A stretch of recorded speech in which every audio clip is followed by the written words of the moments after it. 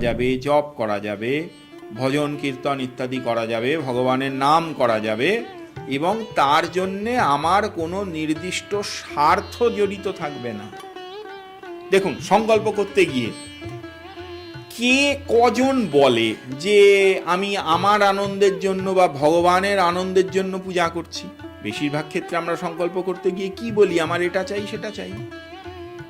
কিন্তু এই সময় এটা চাই সেটা চাই বলা যাবে না। তাহলে স্বার্থ বিবর্জিত পূজা অর্চনায় আপনি পৌঁছে গেলেন, সেটা নিবৃত্তি মার্গ।